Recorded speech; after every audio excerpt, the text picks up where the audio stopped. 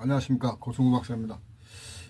전작권, 전시작전 통제권이죠. 이재명 대통령과 우리 국방부 장관이 전작권 한수에 대해서 목소리를 높이고 있습니다.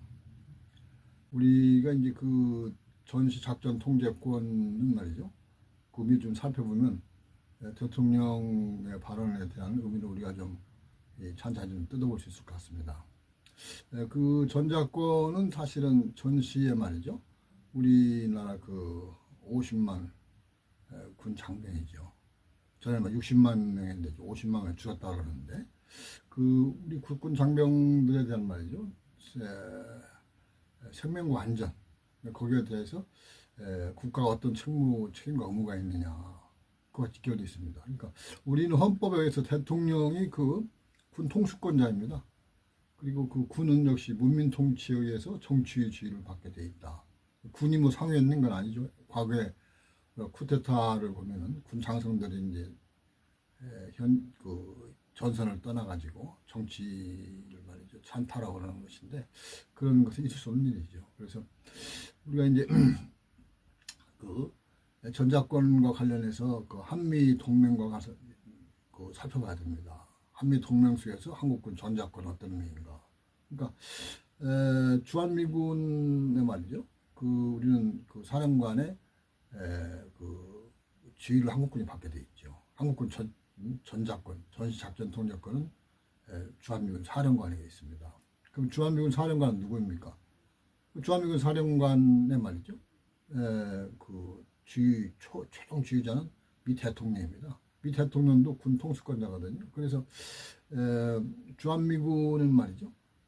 미국의 국익을 위해서 미 대통령의 지휘를 받는 것인데 그러다 보면은 어떻습니까? 결정적인 국면에서 한국과 미국의 이익이 충돌할 경우가 있습니다. 그럼 어떻습니까? 주한미군 사령관이 한국군 전작권을 가지고 한국군을 지휘한다 할 때 한국군이 말이죠. 미국의 국익을 위해서 도움을 줄 수 있다는 의미잖아요. 그래서 이게 실제 이런 것은 가상의 것은 아닙니다. 미국은 그 6.25 전쟁 때 말이죠.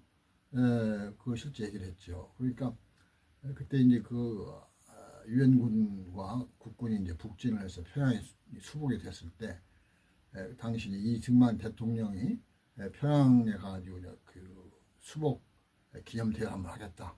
그렇게 하니까 그때 백아대가 막았습니다. 무슨 말을 했느냐? 수복 지역에 대해서 유엔군이 통제권이 있기 때문에 대통령은 그 공식적으로 할 수가 없습니다. 그래가지고 이재명 대통령이 이제 그 말에 말이죠. 반발을 못했어요. 그래서 이제 우리가 전작권을 말이죠. 미국에 이제 그 넘긴다 하는 것은 사실은 미국의 이제 국익을 위해서 미군이 어떻게 그 기여하느냐 그런 부분인데 사실 유엔사는 미국 국방부의 하나의 기구잖아요. 그러니까 유엔사는 그 지금 유엔 깃발을 사용할 뿐이지 유엔하고는 관계가 없습니다. 유엔사는 미 국방부, 미 대통령의 지하에 있죠. 그래서 지금 현재 주한미군 사령관은 유엔 사령관하고 한미 연합사령관 세 개를 겸하잖아요. 그래서 이게 보면은 미국이 말이죠. 자기 국익을 위해서 여러 가지 상황에 대비하고 있다. 그러니까 평시 전시 작전권은 한미 연합사 주한미 사령관을 통해서 하고 그다음에 만약에 한반도에 전쟁이 일어나가지고 무슨 뭐 북진할 경우가 있다 그러면 유엔사를 통해서 챙기겠다. 그러니까 한국군은 말이죠. 군사적 주권을 지금 현재 상태로서는 거의 뭐 완벽하게 미국에 이제 넘겨줬다. 주권이 없는 국가죠, 그렇죠? 그러니까 이 사실 외국군 사령관이 말이죠. 그 세계 사령관의 모자를 쓰고 여러 가지 군사적 상황에 대비한다라는 것은 뭐그 이른바 우리 그 세계 전사에 좀 나오기 좀 어려운 얘기죠. 그런 부분은 역시 이제 그 점령군의 어떤 그런 상황이 아니면 그렇게 완벽하게 통제하기는 좀 어렵다. 근데 왜 이렇게 우리나라는 그 이제 이른바 군사적 주권이 미국에 넘어가 있는 상황일까요?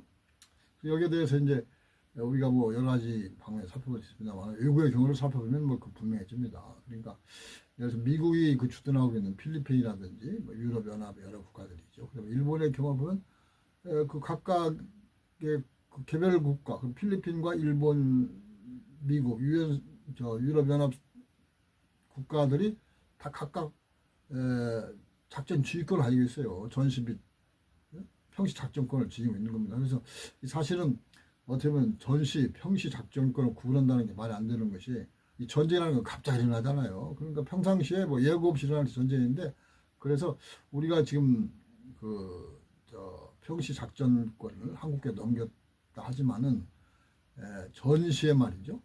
이 평화 체제에서 전쟁으로 넘어가는 그 예민한 부분에 대해서는 여전히 주한 미 사령관이 그 통제권을 갖고 있습니다. 그러니까 우리가 평시 작전권도 완벽히 가지고 있는 건 아니에요, 사실은. 그래서 지금 현재 우리가 이제 우리 상황을 말씀드렸는데, 조금 전 살핀 바와 같이 필리핀, 일본, 유럽연합 국가들은 미군이 주둔한다 하더라도 다 각각 자국의 말이죠, 군에 대한 작전 지휘권을 갖고 있기 때문에 어떻습니까? 그 전시하던 이런 때 그 협의를 해야 돼요. 협의를 합니다, 사실은.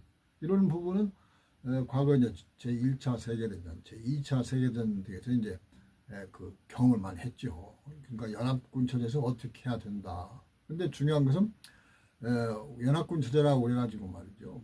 그 완전히 복수하는 건 아닙니다. 각각 별개의 독립성을 가지고 연합한다. 그러니까 공동의 목표에 이제 그 참여해서 작전을 같이 한다 그런 것이지, 뭐 그냥 완전히 상관과 부하의 관계는 아닙니다. 그러다 보니까 작전 과정에서 말이죠, 그 연합군끼리 충돌이 생기잖아요. 뭐 이견이 생기고. 그래서 이런 부분에서 봤을 때 우리가 이제 그 작전권의 그 의미 참 중요하다.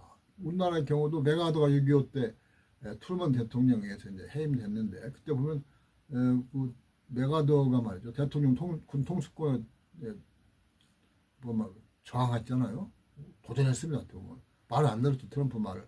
그러니까 트럼프가 이제 그 해임권을 발동해서 이제 목을 치는 것인데, 이렇게 그 장점권은 중요합니다. 그러니까 우리가 이제 대통령과 국방부 장관이 이렇게 좀 전작권과 관련해서 관심을 가지는데, 사실 지금 현재는 뭐 미군이 한국군의 그 작전 능력을 테스트한다. 뭐 국내에서 제대로 할 수 있느냐, 평시에 잘할 수 있느냐, 전시에 잘할 수 있느냐, 또한 국제전, 한반도 주변에서 전쟁이 났을 때 제대로 할 수 있느냐, 이 3단계에 대해서 이제 검증한다는 것인데, 이것도 사실 문제가 있는 거예요. 왜냐하면 뭐 국내에서 뭐 평시 전시는 따질 수 있습니다만은 한반도 주변에 말이죠, 어떻게 보면은 전쟁 발생 시에 한국군이 제대로 대응할 수 있겠느냐, 이 부분은 상당히 가변적입니다.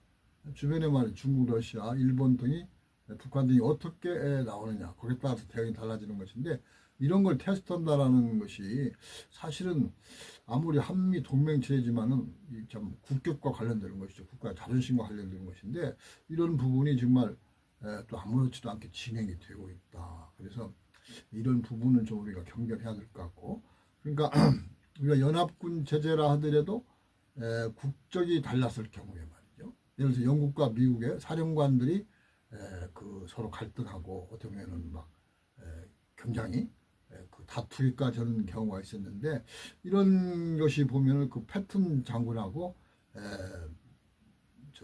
몽고메리 장군, 그러니까 영국군과 미국군 장성들이 말이죠, 서로 굉장히 다퉜어요, 당시에 보면은 2차 대전 때. 그리고 또 소련과 그 연합군들이 또 다퉜습니다. 소련은 이제 적에 유리하게 그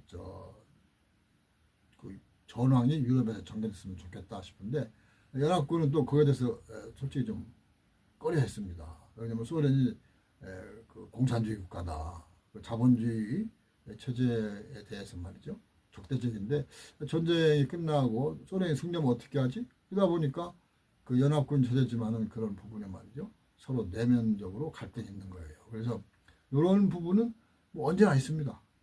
있을 수밖에 없죠. 우리 한 국가 내에서도 말이죠, 그 여야가 막 난리치고 다투고 그러는 것인데, 이 그 무력을 가지고 있는 군대가 국적이 다를 경우에 서로 이해관계가 다를 수가 있죠. 그러니까 우리가 이제 전자권 이 부분에 대해서는 공개적으로 좀 얘기를 해야 됩니다. 한미 동맹에 대해서도 얘기를 하고, 전반적으로 우리가, 그러니까 한미 동맹이 과연 평등한 말이죠, 국가 간의 그 관계에서의 대등한 그러한 관계냐, 아니면 뭐 너무나 미국 쪽에 기울어진 그런 운동장이냐 등에 대해서 얘기를 하고, 거기에 대해서 이제 한미 상호방위주와 4조라든지 말이야, 거기에 따른 소파 등의 문제가 있다. 그다음에 이제 그 연합 체제에서 군 지휘권 부분을 어떻게 할 것이냐. 그래서 이 부분은 이제 그 우리가 최종적으로 말씀을 드릴 것은, 대통령 국민의 모습이잖아요. 또 군내 대해서도 총수권자인데, 이게 무슨 말이냐면 군 장병들의 말 생명과 안전에 대해서 대통령이 최종 책임을 진다는 거예요.